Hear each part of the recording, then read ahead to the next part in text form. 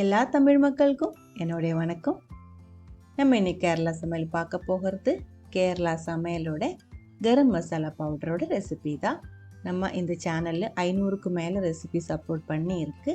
Garam masala powder வச்சுட்டு நிறைய recipes செஞ்சுருக்கு. அதில் எல்லாமே இந்த ஒரு கரம் மசாலா பவுடர் தான் யூஸ் பண்ணிட்டு இருக்கு. இதில் சேர்த்துருக்கிற இன்க்ரீடியன்ஸோட அளவு வித்தியாசமாகும் போதும் இன்க்ரீடியன்ஸ் மாற்றி சேர்க்கும் போதும் மனம் டேஸ்ட்டு வித்தியாசமாக இருக்கும். அப்ராக்சிமேட்டாக 100 கிராம் அளவுக்கு கரம் மசாலா பவுடர் செய்யறதுக்கான இன்க்ரீடியன்ட்ஸ் நான் இங்கே எடுத்து வச்சுருக்கேன். பாருங்கள், பட்டா, கிராம்பு, பெப்பர், சோம்பு, சீரகம், ஏலக்காய். இதோட அளவு கரெக்டாக சொல்கிறேன் எவ்வளோ எடுத்திருக்கு அப்படின்ட்டு. 45 கிராம் அளவுக்கு பட்டா, ஏலக்காய் 5 கிராம். 5 கிராம் அப்படின்னு சொல்லும்போது அப்ராக்சிமேட்டாக 10 to 12 ஏலக்காய் இருக்கும். அதோட சைஸுக்கு தகுந்த மாதிரி அதோட எண்ணம் வந்துட்டு வித்தியாசமாக இருக்கும். கிராம்பு 15 கிராம் எடுத்திருக்கு.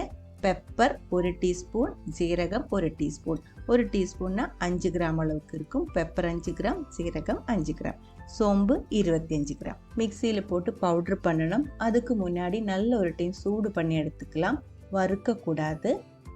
நீங்கள் இது நல்ல வெயில் இருந்தால் வெயிலே போட்டு நல்லா காய விட்டு எடுத்தால் போதும். அதுதான் நல்லா இருக்கும். இல்லை உங்களுக்கு அந்த மாதிரி வெயில் வைக்க முடியாத ஒரு சிச்சுவேஷன் இருக்குது அப்படின்னா வீட்டுக்குள்ளே இதே மாதிரி ரொம்ப லோ ஃப்ளேமில் லைட்டாக சூடு பண்ணி எடுத்துக்கலாம். இந்த பட்டை கொஞ்சம் கட்டியாக இருக்கிறதுனால பட்டை முன்னாடி ஒரு 10 செகண்ட் லைட்டாக சூடு பண்ணுறதுக்காக விட்டுருக்கு. பட்டை சூடானதுக்கப்புறம் ரொம்ப லைட்டாக நம்ம வெயிலெல்லாம் காய வைக்கும்போது எப்படி சூடாகிறது அந்த ஒரு சூடு போதும். அந்த ஒரு சூடு வந்ததுக்கப்புறம் சீரகம், சின்ன சீரகம் மட்டும் போட வேண்டியதில்லை, மிச்சம் எல்லா இன்க்ரீடியன்ஸும் சேர்த்துக்கோங்க. சீரகம் மட்டும் லாஸ்ட்டு தீ ஆஃப் பண்ணதுக்கப்புறம் போட்டுடலாம். இல்லை இருந்தது சீக்கிரம் வறுத்து போயிடும். வறுத்ததுக்கப்புறம் சீரகத்தோட மனம் மாறிடும். இது வறுக்கக்கூடாது, சூடான மட்டும் போதும், லைட்டாக சூடான மட்டும் போதும். இந்த இன்க்ரீடியன்ஸ் எல்லாமே சூடானதுக்கப்புறம் தீ ஆஃப் பண்ணிக்கோங்க. தீ ஆஃப் பண்ணதுக்கப்புறம் மாற்றி வச்சிருக்கிற சீரகம் இதுக்குள்ளே சேர்த்து 10 செகண்ட் லைட்டாக மிக்ஸ் பண்ணதுக்கப்புறம் ஆற விட்டுக்கலாம். நீங்கள் இது வெயிலில் தான் காய விடுற அப்படின்னா நல்ல வெயில் இருந்தால் மட்டும்தான் காய விடணும். நிழல் இருக்கும்போது காய விடக்கூடாது. நல்ல வெயில் எல்லாம் ஒன்றா சேர்த்து அப்படியே காய விட்டுக்கோங்க. சூடு போனதுக்கப்புறம் மிக்ஸி ஜாருக்குள்ளே போட்டு பவுடர் பண்ணி எடுத்துக்கலாம். நான் இப்போ இதை ஆற விட்டுருக்கு. நல்லா ஆறணும். நல்லா ஆறினதுக்கப்புறம் க்ளீனாக இருக்கிற ஒரு மிக்ஸி ஜாருக்குள்ளே போட்டுக்கோங்க.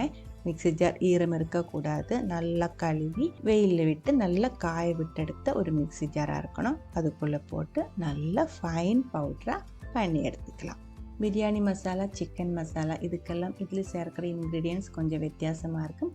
அது இன்னொரு வீடியோவில் நம்ம பார்க்கலாம். பாருங்கள், கரம் மசாலா பவுடர் ரெடியாக இருக்குது. இப்படி பார்க்கும்போது இதோட குவாலிட்டி, மனம், டேஸ்ட்டுன்னு உங்களுக்கு தெரியாது இல்லைங்களா? ஒரு டைம் ட்ரை பண்ணி பாருங்கள். பிடிச்சிருந்தா ஃப்ரெண்ட்ஸு கூட எல்லாம் ஷேர் பண்ணி விட்டுக்கோங்க. நீங்கள் இதுவரைக்கும் நம்ம சேனலுக்கு கொடுத்துட்ருக்கிற சப்போர்ட்டுக்கு ரொம்ப ரொம்ப நன்றி. உடனே பார்க்கலாம் இன்னொரு ரெசிபியோட. அது வரைக்கும் வணக்கம்.